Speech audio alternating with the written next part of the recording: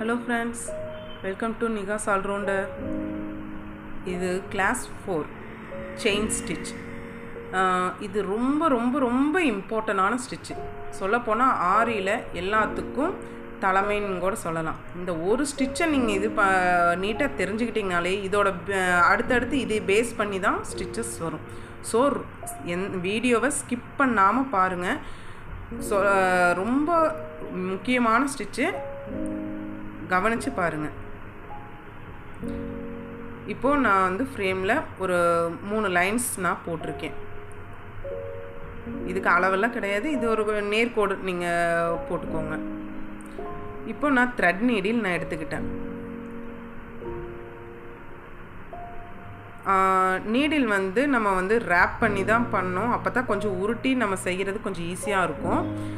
Wrapping வந்து நான் உங்களுக்கு அடுத்த வீடியோவில் நான் போடுறேன்.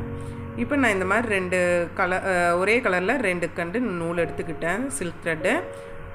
அந்த 2 நூலையும் வந்து இந்த மாதிரி ஒரு எண்டில் வந்து ஒரு நாட் போட்டுக்கிட்டேன். இந்த மாதிரி நாட் போட்டுக்கோங்க. இப்போ இந்த மாதிரி ஒரு லூப் க்ரியேட் பண்ண, அதாவது அந்த நாட்டை ஒரு நம்ம பாம்பு விரல்லையும் கட்டை விரல்லையும் பிடிச்சிக்கிட்டு நம்ம ஆள்காட்டி விரலை சுற்றி ஒரு லூப் மாதிரி நம்ம க்ரியேட் பண்ணணும். இந்த மாதிரி இப்போ இந்த லூப் எதுக்காக அப்படின்னா, நம்ம இந்த நூலை அடியில் கொடுக்க போகிறோம். அந்த லூப்பை இந்த ஊசியை வச்சு அந்த லூப்பை நம்ம மேலே எடுக்கணும். அதாவது இப்போ பாருங்கள், இதில் இந்த ஹூக் பெண்டான மாதிரி இருக்கு இல்லையா, அந்த ஹூக் வழியை தான் நம்ம எடுக்க போகிறோம். அதே மாதிரி ஊசி எப்போவுமே 90 டிகிரியில் தான் இருக்கணும்.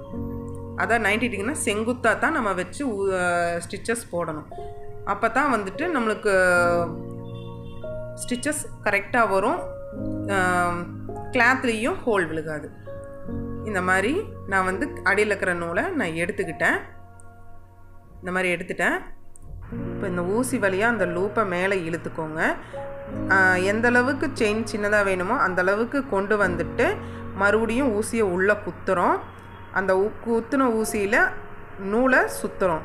மேலே வந்ததும் லெஃப்ட் ஒரு ரைட், அதாவது அது வழியாக லெஃப்ட் அண்ட் ரைட் சுற்றி நம்ம அந்த நூலுக்கு வெளியில் நம்ம இன்னொரு லூப்பை க்ரியேட் பண்ணுறோம். இந்த மாதிரி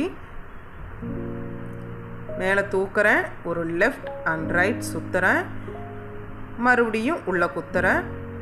இந்த ப்ராசஸில் நம்ம கீழே இருக்கிற நூலையும் விடக்கூடாது, மேலே இருக்கிற ஊசியையும் நூல்லிருந்து வெளியில் எடுத்துடக்கூடாது.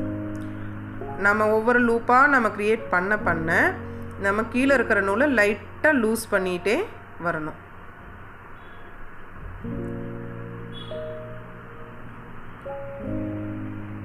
இதை இன்னும் டீப்பாக சொல்கிறேன் பாருங்கள், ஸ்லோ மோஷனில் பண்ணி காமிக்கிறேன். என்னால் எந்த அளவுக்கு ஸ்லோவாக சொல்லித்தர முடியுமோ நான் சொல்லித்தரேன். இந்த மாதிரி லூப்பை நம்ம வெளியில் எடுத்துடுறோம், மறுபடியும் அதே லூப் வழியாக ஊசியை உள்ளே விடுறோம். அதில் அந்த கீழ் வர ஊசியில் நம்ம நூலை சுற்றுறோம்.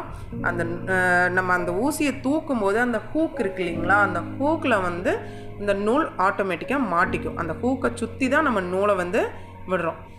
இந்த மாதிரி இப்படி மேலே வந்ததும் ஒரு லெஃப்ட் அண்ட் ரைட், அந்த மாதிரி ஒரு செயினுக்கு நம்ம எப்படி சுற்றுறோமோ அதே மாதிரி தான் எல்லா செயின்லேயும் நம்ம சுற்றணும். அப்போ தான் வந்து ஒன்று போல் இருக்கும் எல்லா செயினும்.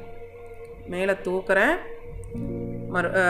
ஒரு லெஃப்ட் அண்ட் ரைட் இந்த மாதிரி சுற்றுறேன். லெஃப்ட் சுற்றும்போது அந்த செயினுக்கு உள்ள ஊசி இருக்கும், ரைட் சுற்றும்போது அந்த செயினுக்கு வெளியில் ஊசி வந்துடும். அதுதான் இந்த லெஃப்ட் அண்ட் ரைட் சுற்றுறதுக்கான காரணம். ஊசி எப்பவுமே 90 டிகிரியில் தான் இருக்கணும். அப்போ தான் வந்துட்டு துணியில் ஹோல் விழுகாது, நம்மளுக்கு ஸ்டிச்சஸும் கரெக்டாக வரும்.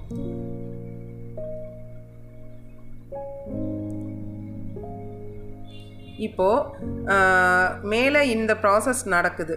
இதே இது கீழே ஊசி வர்றப்ப நம்ம கீழே இருக்கிற கையில் அந்த நூலை எப்படி சுற்றுறோம் அப்படிங்கிறதையும் உங்களுக்கு நான் காமிக்கிறேன்.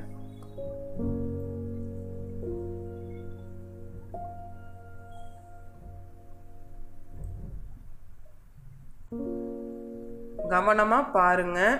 ஒரு தடவைக்கு 2 தடவை இந்த வீடியோஸை பாருங்கள். எப்படி ஊசியை வெளியில் எடுக்கிறேன், அதை எப்படி ரொட்டேட் பண்ணுறேங்கிறதுல தான் நம்மளோட இது இருக்குது. ஃபஸ்ட்டு போடுறதுக்கு ஸ்டிச்சஸ் ரொம்ப கஷ்டமாக தான் இருக்கும். ஆனால் எந்த அளவுக்கு நம்ம பொறுமையாக போடுறோமோ அந்தளவுக்கு நீட்டாக ஸ்டிச்சஸ் வரும். பொறுமைங்கிறது எப்போவுமே இந்த ஆரி கற்றுக்கிறதுல ரொம்ப தேவைப்படும். பொறுமை இருந்தால் மட்டும்தான் இது நம்ம இந்த ஆரி கற்றுக்க முடியும்.